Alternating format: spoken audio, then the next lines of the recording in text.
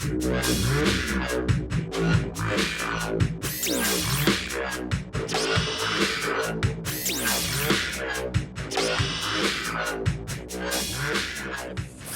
up, guys? Tim Little here, Matt Allen. Welcome back to TacticalBassin. You know, we're out here on Clearlake right now.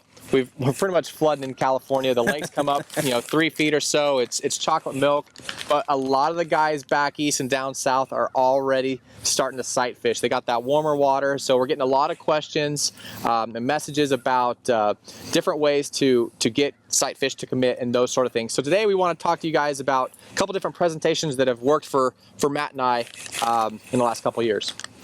Yeah, it's basically going to be a 1-2 punch, and we want you guys to know that for us, this video is coming early. It's like 40, 45 degrees out today. Our water temp is 43 degrees. We know that a lot of our subscribers are iced in right now, but there are a bunch of you that aren't. We do hear your requests. You're asking for this video. I can't say that we're thrilled to know that you're already catching sight fish while we're out here finesse fishing, but you know what? We hear your requests. We're here for you. This video will be a pretty quick one to get it going because we're not sight fishing yet this year, but we'll give you some more in-depth stuff when we get there. I'll fire it off first. We basically have 2 approaches. One is that really natural approach. The other one is that totally unnatural, those bold colors. Our favorite color is white for sight fishing if you're going for that bold look. You can throw, bubble gum, chartreuse, but just for us personally, it seems like white is our best choice. So a couple of options. The first one is going to be the jig. We go with a crappie colored California swim jig. It's basically a white jig. And then we rig that one of 2 ways, either with a 4.8 Kitech in, I believe it's called White Flash. And we're gonna give you links to all this down in the video description. So if that's not the color, by the time you get down there, I'll have it right for you. But you can fish that like a swim jig through the bed. Otherwise, I pair it with a Reaction Innovations Sweet Beaver in, I think it's White Trash, right? Yeah, in White Trash, just a totally bold white jig. But you can see it very, very clearly because bedfish, oftentimes, they're not really trying to eat that bait. They're trying to get it off the bed. And when you use a white profile, you can see when they've just picked it up. You can see when they're biting right behind the hook. You can see when they actually have it. Because one tip that's critical that you need to understand when you sight fish is that if you set every time you get bit, you are blowing it. Now, if you hook them on that first hook set, that's great. But every time you swing and they didn't have the hook, you are one step closer to that fish never biting again. It's over. So it's very important that you can see that they have the hook in the mouth before you go for the hook set. And I don't see a lot of people do that. There are times when we've been out together where we've let a fish that's nipping at a bait eat it 15, 20 times before the first hook set because you want to make sure that she's really got it. And if she's not getting stung when she just picks it up, she'll keep picking it up. It's when you fire one off on her too early that they get really timid and they don't want to pick it up again. Our other approach, and we're going to roll some video for you of this working, but the other approach is we take the beavers and we drop shot, but we cut that beaver right down the center. And we were shocked this last year. We're obviously not the only people doing it since Strike King just came out with a half shell, which is basically that concept. And that is a great bait. We'll give you a link to that. But if you want more color options, if you want white per se, just buy the beavers in the standard sizes. You take a pair of scissors, cut them right up the middle. And that is a phenomenal drop shot worm because you get a lot of movement out of it, a lot of flow when you're doing almost nothing.